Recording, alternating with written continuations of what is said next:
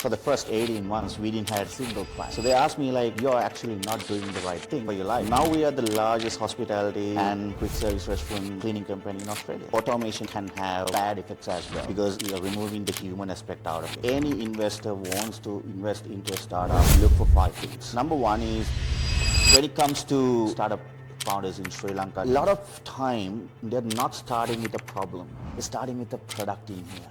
Welcome back to another episode of Tech Talk 360, where we unveil one bite at a time. Today, we have another guest on the show, and with the new season 2 launch of Tech Talk 360, and it's none other than Don Hett. Hi Don, how are you doing? Good, Russell. How are you? Thanks for having me. My pleasure. So Don, let's just start. Who is Don Hett? Well, Don Hett. Well, I'm a purpose-driven entrepreneur, basically on a journey to build purpose-driven brands driven by its communities and giving back its communities while making a positive impact on the world. On a personal level, I think I am a kind and a compassionate person. I'm a man of my words, so I love integrity, I have values and morals, and I do care. So I care for the planet, I care for the people around me, and I care for what I do. So Don is the founder of 60 Group. Yep. And let's just start it from there, Don. Let's just give an introduction onto your professional experiences and all the brands that you manage. Where do these all start? And let's just start it from there. Well, so I left Sri Lanka and I moved to Australia for my higher studies.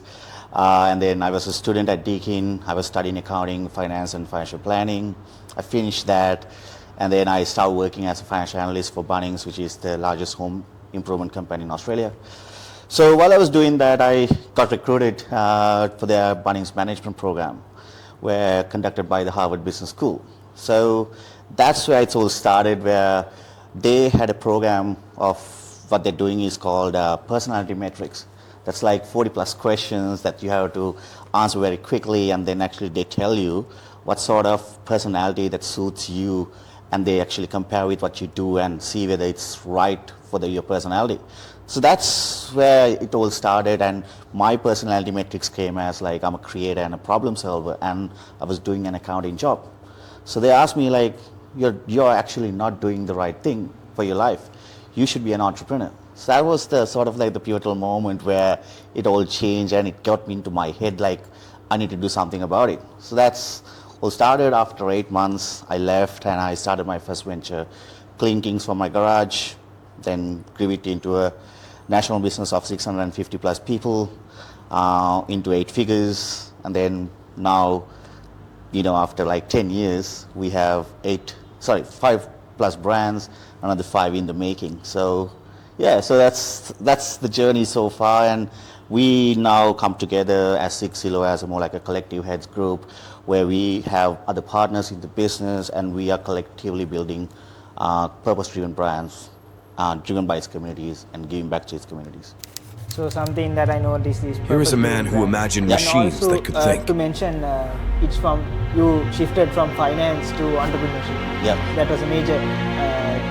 Today shift. we push Yeah. the boundaries So of how did that artificial shift happen? I intelligence, think we can give creating message solutions from, that shape the world of Well, I tomorrow. think that the shift didn't came. It's a very unexpected thing, right? Like I didn't plan for it. I didn't anticipate it for it to happen or anything like that. It's more about like that moment of when I had that thought from that particular incident, where that personality matrix. It was sort of like running around in my mind for that 8 months, and I would start thinking like what I'm doing, why I'm going in this rat race, why I'm waking up every day in the morning, what gets me out of the bed, So that was the start. So I think the message is very clear. Like, if you are happy with where you are, then yes, all right, like choose a career path, excel in it, study more, get more professional experience, go in that path. But if you are not happy, then you need to ask from yourself, what I'm going to do about it. And that's the message. Definitely. You also mentioned about 5 plus brands and also founder of 60. So I'm pretty sure there are some famous names as well, like we just had a chat earlier. Yeah. I'm pretty sure you have faced many challenges Yes. during this journey and obstacles. Yeah. how actually you overcame them, and let's just mention some also. Yeah, so when I first started Clean Kings, and for the first 18 months, we didn't had a single client. 18 months, no clients, nothing, zero income, and I still didn't give up my dream. And after 18 months, after 14 months after that, I grew that into an interstate business with probably 200 plus people. And then after that, we thought, okay, success has come our way. So we went and opened up a restaurant. We bought a restaurant from another person, and we ran it for 8 months. Well, hey, we didn't do very well, so we failed. But on the other hand, we gained so much experience of how a hospitality venture is running, how a hospitality industry is running, what are the challenges, what are the obstacles, what are the things that actually need in the hospitality industry.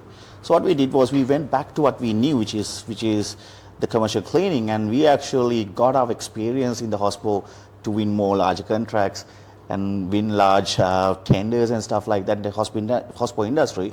Now we are the largest hospitality and quick service restaurant cleaning company in Australia. So you can actually turn around your failures and use it, learn from it, and then turn it back into success. That's how it works. That's how it's done in the world. And if you actually, I think they say all the time, right? Failure teach you more than success ever will, right? So that's what it is.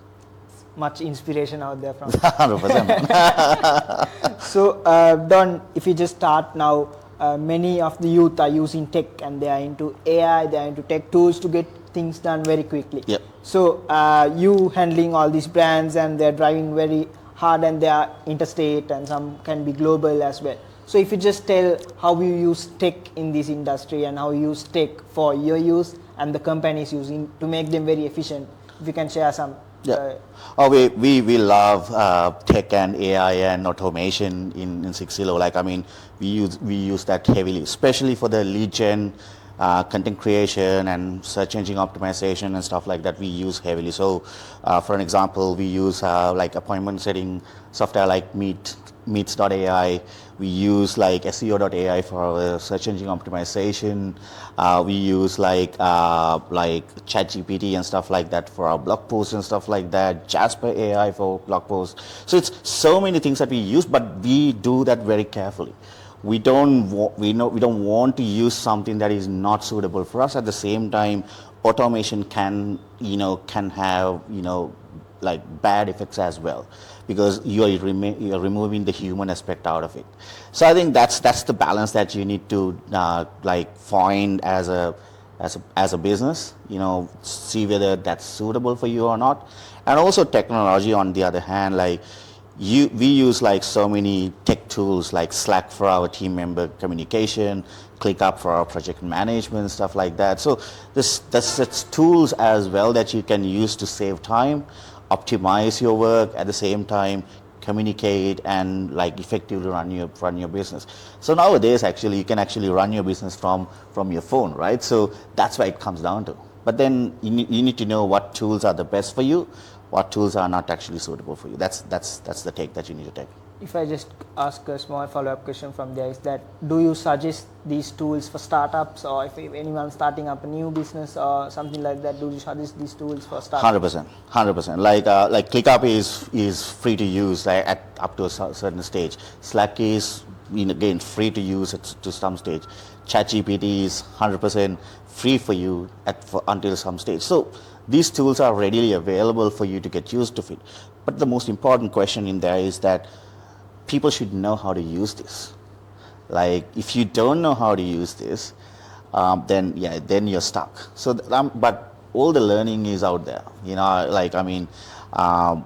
YouTube is there, Google is there. You can learn all of these, how to use this, and all these companies provide user manuals to how to effectively use that into your businesses and all that. So I think it's all about adapting it, using it to your advantage, and 100% recommending to any startup founder out there, any person who wants to start a business, get the use of these tools, technology out there, because that's going to save you a lot of time. He spent his career inventing the tools, toys, software, and projects that popularized the view of computers as incubators of knowledge. We carry his torch, inspiring the next generation of innovators through innovative learning experiences.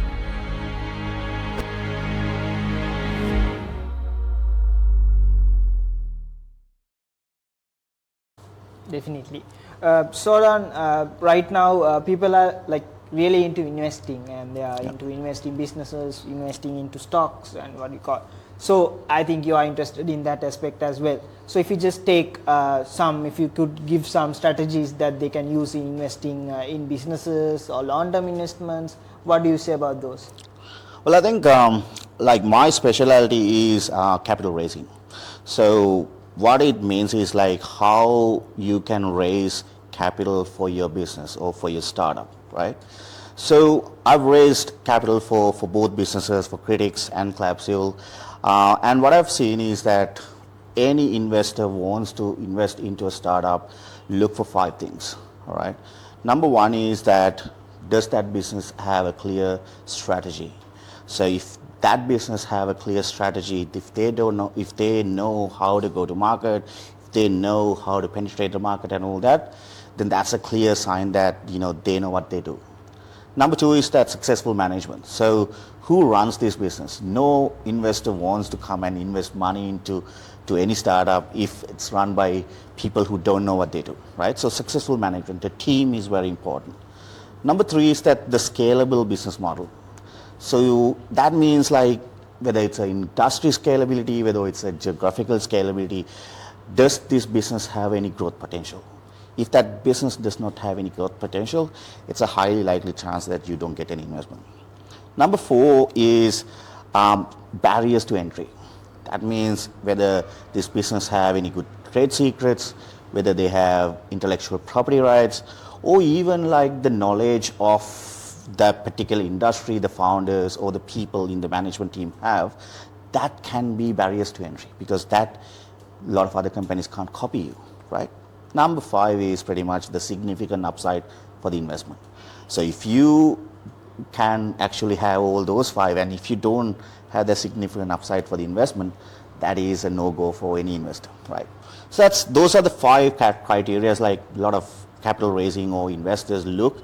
And as a founder, if you can actually tackle these 5 and structure your business accordingly, then there's a highly likely chance that you'll get your investment. Other pointers that I can give it to you is that when you're looking for investors, always don't go for all the investors out there, right? Look for the investors that match your investment mandate. So some investors, they don't invest into early stage startups. Some investors only invest into later stages of the business, like the Series A or Series B stages.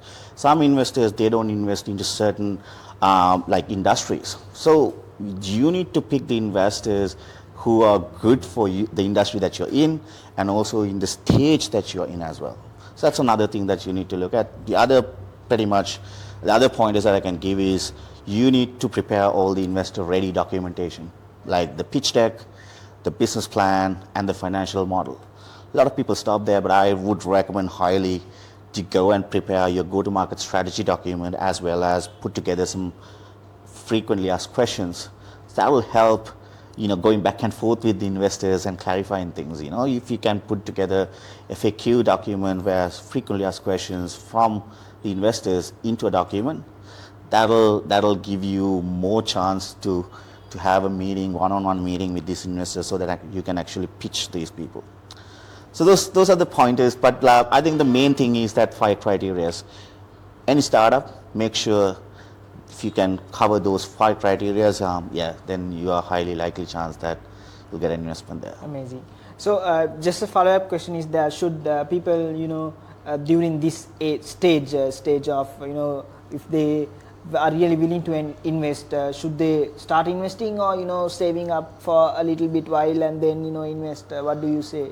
It depends, right? It depends on person to person. So some people, they love taking a risk and take a chance and all that. Some people are risk averse, so they don't want to invest, they want to hold on to their money, they want to invest into safer stocks and all that. So it's all depend on the person to person. But I think with the current climate, there are still safer stocks that you can invest, safer businesses out there to invest. And as an investor for myself, I think, there are still great ideas that I can back, so it's that finding that right startup, right companies to back. So that's my take on it. Amazing. He spent his career inventing the tools, toys, software, and projects that popularized the view of computers as incubators of knowledge. We carry his torch, inspiring the next generation of innovators through innovative learning experiences.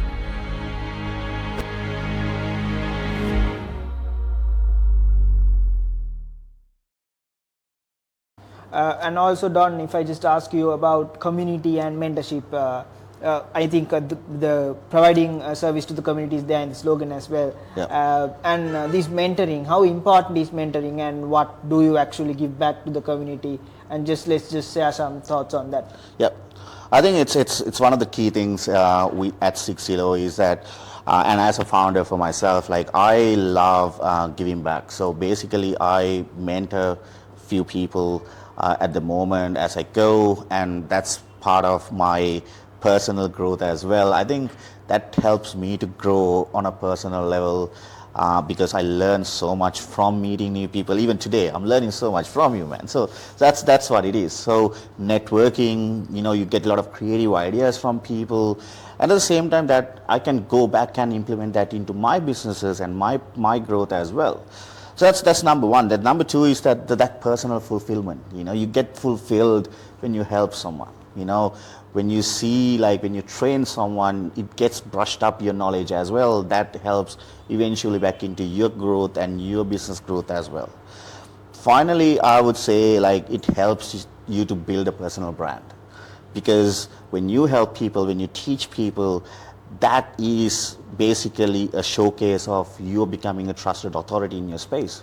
So that helps you to build your personal brand. That helps you to gain more and more opportunities. It opens a lot of doors for you and all that. So that's another aspect out of mentoring and engaging with communities and all that. And as a thing that we do it in the communities is that the biggest thing that we do is that we formed Amos Foundation 2 years back, and we've been doing community projects every month, and now we are accelerating that into like every 2 community projects per month. So we want to give back. We want to give back, not only just doing it for the sake of it, but to see a positive impact on the world. Definitely. That sounds really amazing. So Don, if I just ask you, so you have faced, like we mentioned earlier, you have faced so many challenges. If there's one thing that you want to take on from the challenges and learn and improve from there, what would you say is that? Well, I think don't giving up. I think never giving up, because failures and setbacks are very common. Like the current environment is so volatile.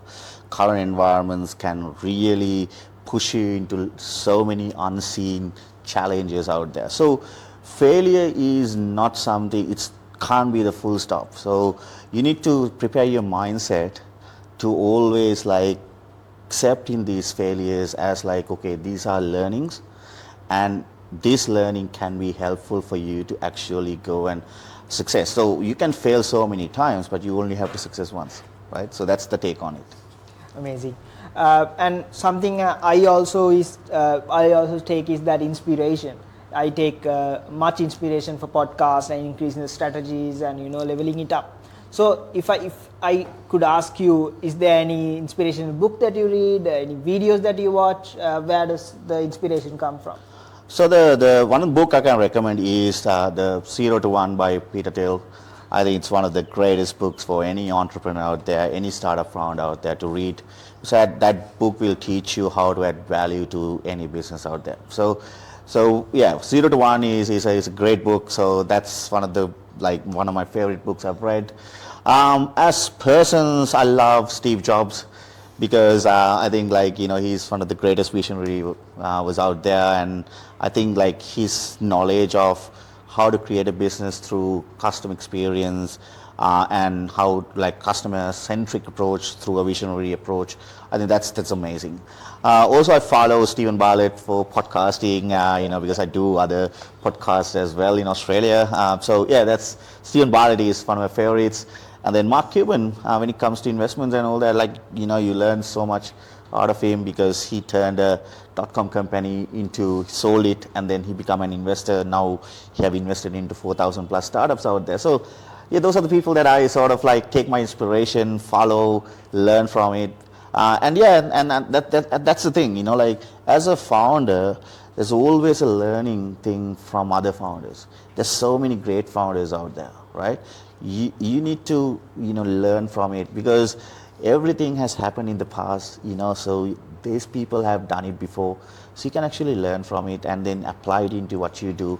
And, you can come up with some creative ideas to basically make a differentiation out there. This visionary gave the gift of literacy to the blind. His invention changed lives then. And we're thrilled to continue on from where he left off.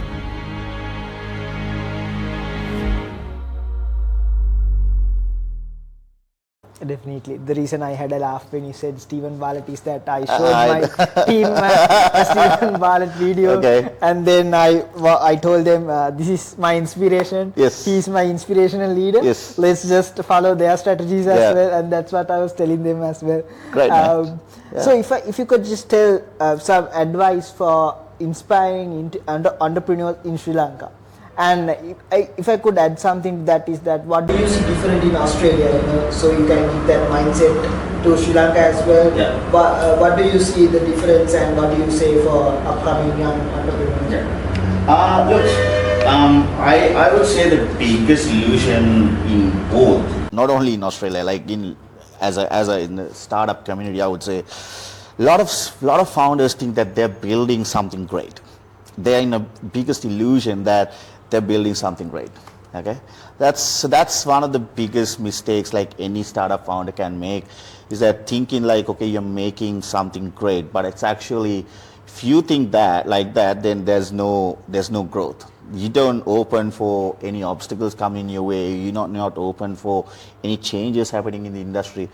But if you can come out of that illusion and work on your product on a daily basis to make it improve, to see how you can improve things on a daily basis, well, then that's where you actually can come up with a great product to the market.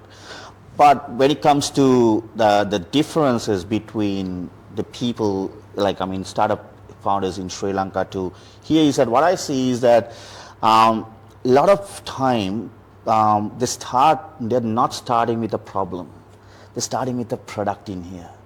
Whereas in Australia, there are so many resources so that people actually start from a problem and then go for the product. That saves a lot of time, that saves a lot of money. And the other thing is that in Australia, what I see is that a lot of founders, they talk to customers before even building anything. In here, they just come up with the product only, then find the customers.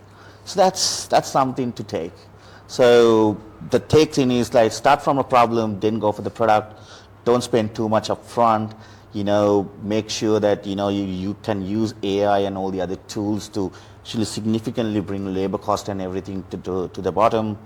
Then yes, talk to your customers and make sure that you have a minimum sellable product rather than a minimum viable product. So Don, if I just ask you, where does the energy, the stuff that you follow every day, where does the energy and what do you follow every day to drive that motivation, and any tasks you do, if you could tell the youth anything like that? Well, I manifest every day, man.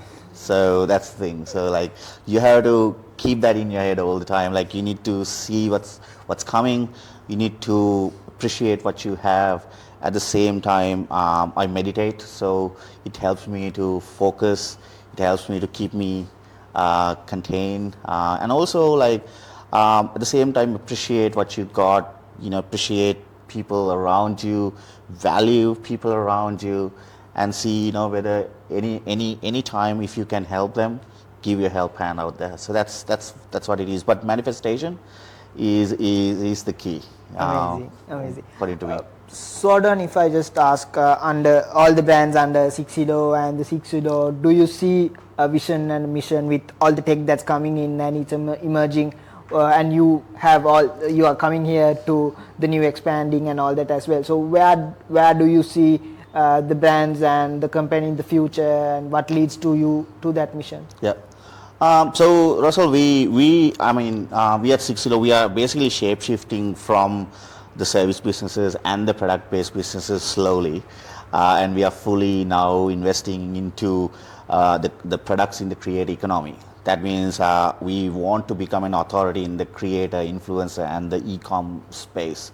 So the current projects that we're working is the Critics and Clapsil, both in the user-generated content space and the influencer space. So that's where we are heading, and we know that like creators and the influencers are the biggest contributors for the creator economy, and we want to go and tackle that. And we are building another 5+ products to basically to plug it into 60 in the next 5 years and becoming a large authority in that creator influencer space. So that's the journey ahead, and very exciting at the same time, very scary journey ahead. But yeah, I'm excited for this. Yeah. Amazing. So Don, if I just ask you, this is something that I ask almost in every episode, is that currently you are in Sri Lanka, but you are going back, I'm pretty sure. So what do you have to say to the youth in Sri Lanka? But you can just compare it with Australia as well, what we lack, what the youth lack, and what do they have to gain for the future and be the future fit and the perfect individual, to get a job quickly or get that startup roll and running. What do you say to the youth out there? Well, I think I'm not going to compare with Sri Lanka and Australia, because that's irrelevant where you're staying, where you're living. I think it's really relevant. The biggest thing is that, are you willing to take a risk or are you not? Because if you willing to take a risk, if you find willing to do the work, if you're willing to put some action behind, what you really want to achieve, then you can achieve anything. It's just that you need to first think it in here, put it into action. So I think for any youth who's listening to this podcast, my take would be, don't just plan it, just start action it. And your resources are out there, Google can be your best friend, so and network. Go and learn from people, go and ask for people for help, because if you ask for people for help, there's so many people would help you. But the thing is, we are not asking. So those are the things, those are some pointers that I can give you to any youth who's listening to this program, is that take a risk, go after your dreams, and make sure that you do what you want to do, not what your parents want to do, not what the society wants you to do. Do what you want to do, and go and make a life. Amazing, Don. So it was a very inspirational episode today with you, Don. And if I just ask you any final words on the podcast, let's just share it, and let's just move on how they can connect with you, or regarding any on LinkedIn or something like that. Yep. Russell, so firstly, thank you so much for having me here. I know we've been talking, you want us to do online, but then I said, look, I'm coming here, so I'm glad to be here today. And I'm really impressed what you've done, mate. Now you're basically transferring this into a video podcast. It's great stuff, great move. Keep doing it, and I'm pretty sure this is very valuable for the youth out there who wants to get it into tech space, or even get more tips and tricks and all that in that tech space. So I wish you all the best, and my contact details is my email is don@60.com, and you can connect me on LinkedIn with Don Hett. And if you have any questions, anything, just please feel free to send my way. More than happy to help. Thank you so much, Don. No worries, pleasure. Let's meet if I come to Australia. Definitely. Keep me posted.